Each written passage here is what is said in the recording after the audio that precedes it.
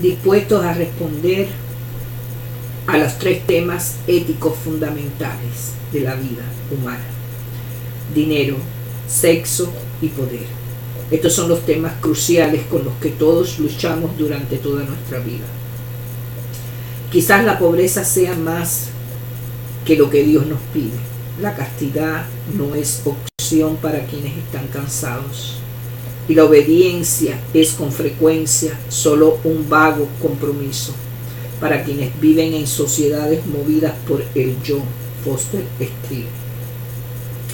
Mi propia respuesta en breve es esta, en respuesta al problema del dinero. Aprendemos a vivir en simpleza en respuesta al problema del sexo.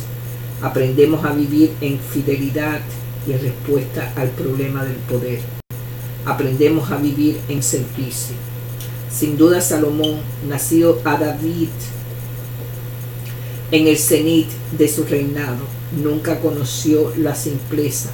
David había errado una vez en cuanto a la fidelidad, lo cual provocó el matrimonio con su madre. Salomón erró muchas veces más al casarse con cientos de mujeres paganas. Y cualquier servicio que Salomón haya realizado por su pueblo estaba más dirigido a sí mismo que al pueblo. Vivir en estas tres áreas claves, tan lejos de los ideales protectores de Dios, produjo un amor mayor por sí mismo que por Dios. Salomón difiere mucho de David, aún después del principio, en la falta de ese amor apasionado por Dios que David poseía. Sus decisiones no hicieron nada por encender un amor creciente por el Dios al que honraba. Podemos evitar durante toda la vida tomar los caminos que tomó Salomón y que nuestra cultura da por descontado que tomaremos. Todos los días elegimos. Estas decisiones determinan la profundidad de nuestra relación con el Señor. Los votos de simpleza, fidelidad y servicio son para todos los cristianos de todos los tiempos. Son imperativos categóricos para los seguidores obedientes del obediente Cristo.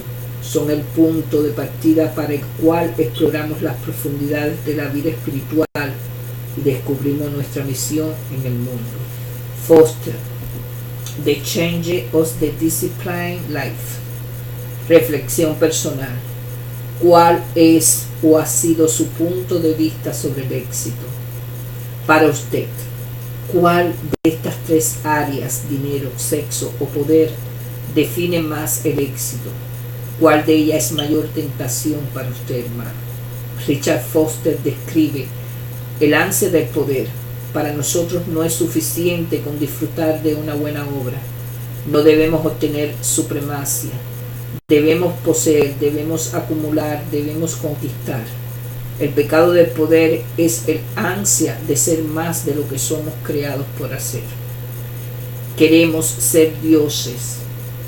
¿En qué área de su vida se concentra más el ansia de poder? Dios le dio sabiduría, riqueza y honra, pero Salomón concentró su vida en los obsequios más que en el dador de ellos. Con toda su sabiduría tomó malas decisiones. ¿Qué dones le ha dado Dios a usted donde concentra su atención? Pasa unos minutos ahora concentrándose en el dador, dándole la gloria, la honra y la adoración. Momentos de análisis y reflexión.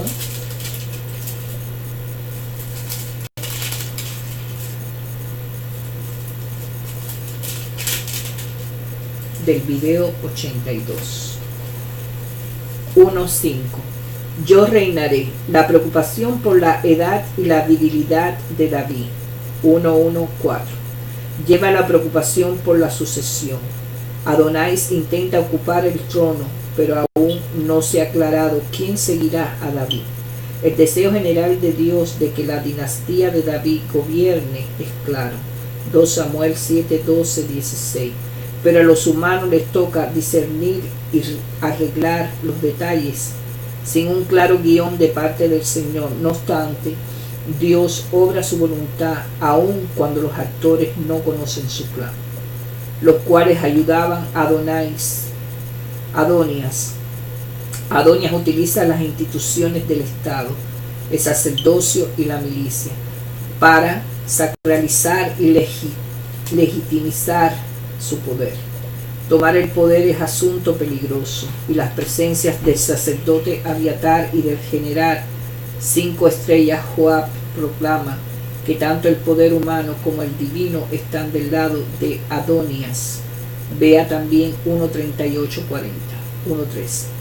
No juraste, diciendo Salomón, tu hijo reinará después de mí. Este voto de David no está registrado. La intriga palaciega de Natán y Betsabé hace que esta omisión sea aún más preocupante.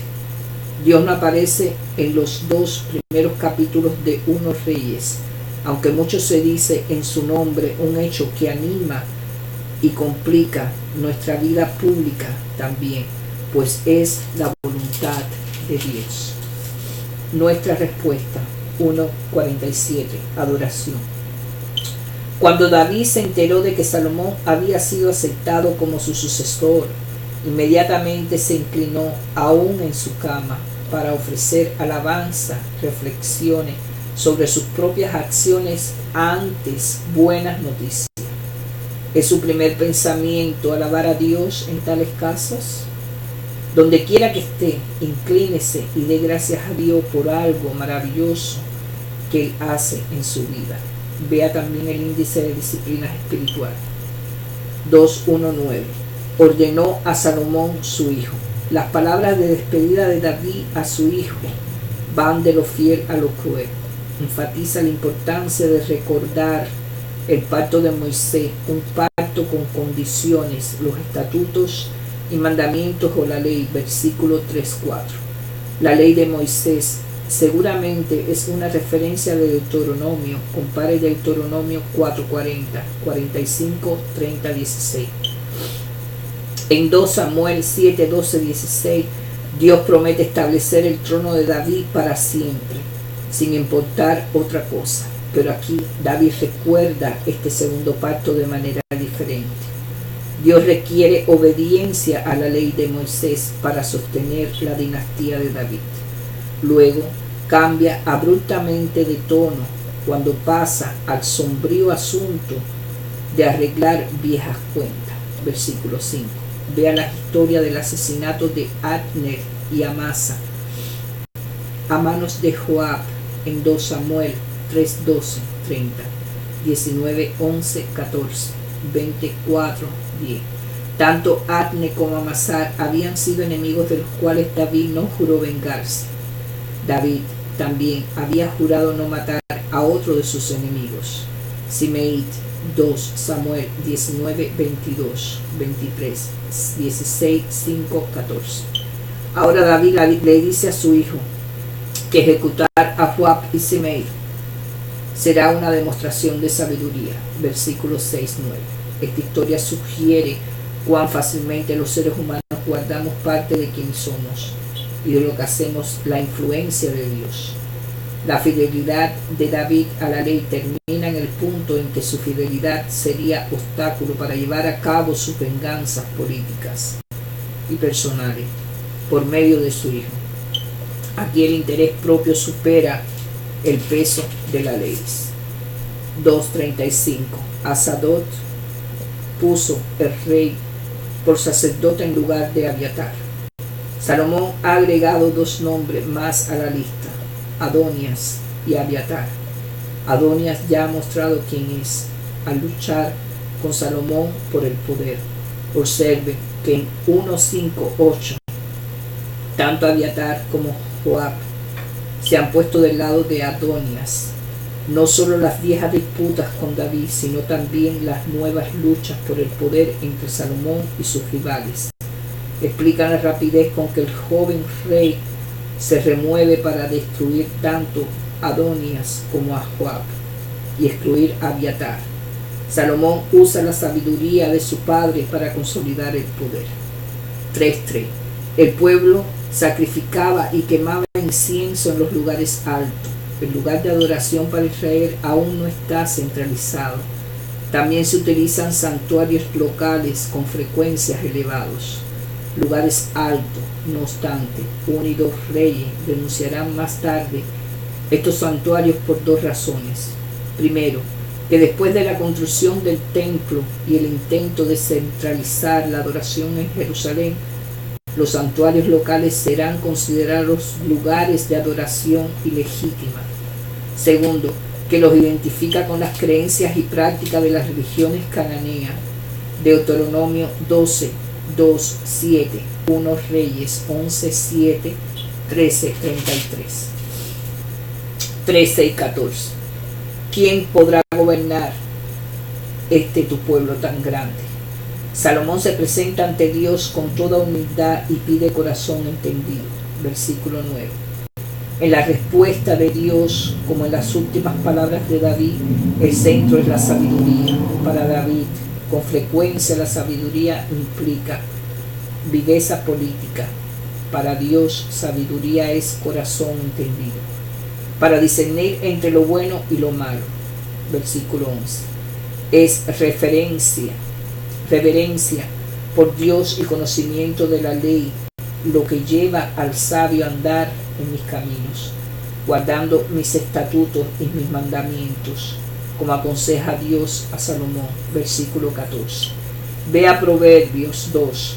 El texto coloca al Salomón del capítulo 2, el agudo realista político, junto al Salomón del capítulo 3, el humilde buscador de sabiduría, sin intentar armonizar ambas imágenes.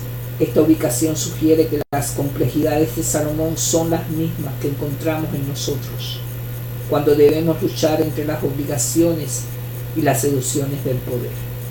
3.9. Servicio. Vea el índice de disciplinas espirituales. 4.6. Sobre el tributo, Salomón inicia un programa de construcción monumental y utiliza mano de obra forzada para lograrlo. 9:15-19. Esta mano de obra aparentemente incluía tanto a israelitas como a los no israelitas. Todo Israel 5:13-18, aunque 9:20-22 afirma que solo los no israelitas habían sido esclavizados. No obstante, el brutal asesinato del capataz Adot Nirán en 12:18 a manos de todo Israel sugiere que las palabras de 9:22 son mera propaganda favorable a la corte. Además, 11:28 habla de todo el cargo de la casa de José, una clara referencia a la mano de obra forzada israelita. El ejemplo de Israel muestra cuán fácilmente el proceso político puede dejar de lado los recuerdos y los valores comunales. En el caso de israelita, los valores y los recuerdos provenientes del éxodo de Egipto, todo por ganancia y gloria política y económica. 4:7-19. Tenía Salomón 12 gobernadores sobre todo Israel. Aunque se nos dice que Judá e Israel eran muchos, comiendo, bebiendo y alegrándose, versículo 20, la lista de los distritos impositivos sugieren lo contrario. La lista nos informa que Salomón se resistió a la tradición y dividió al reino en 12 distritos, no tribus. La lista menciona a 12 gobernadores que son responsables de recaudar impuestos de quienes viven en sus distritos, aunque la lista representa deliberadamente a todo Israel. Estos 12 gobernadores representan áreas fuera de Judá, la tribu de la casa de David. Judá parece estar exenta de pagar impuestos. Pronto leeremos esta exenta de pagar impuestos. Pronto leeremos las quejas del pueblo al hijo de Salomón. Tu padre agravó nuestro yugo, mas ahora disminuye tú algo de la dura servidumbre de tu padre. 12:4-5, 1-2 Rey. Nos muestra cómo el gobierno va más allá de una buena administración. Deuteronomio 17:14-20, para convertirse en favoritismo y acumulación. 4:20-28. Le hicieron rey. Podemos tomar la descripción del reinado de Salomón como lo vemos y asombrarnos ante el poder y el lujo de este imperio. Pero la advertencia de Dios pronunciada por Samuel suena ominosa en todo este capítulo y más allá. 1 Samuel 8:10-22. Samuel advirtió a Israel sobre el rey que les quitaría la mejor para la corte y su ejército, con los recuerdos de Egipto aún fresco. Samuel les recordó al pueblo el pacto mosaico, que daba considerable libertad a las tribus. El pueblo debía toda su lealtad solo a Dios junto con Samuel. Se encuentra el escritor de Deuteronomio, quien advierte al rey que no se eleve su corazón sobre sus hermanos. 17:18-20. La lealtad a un gobernante con todos sus atractivos, espléndidos palacios, mesas abundantes, ejércitos permanentes, edificios imponentes, implica mucho intercambio. Los teólogos de 1 y 2 Reyes afirman que Dios se preocupa profundamente por la forma en que los seres humanos moldean sus sociedades y gobiernos.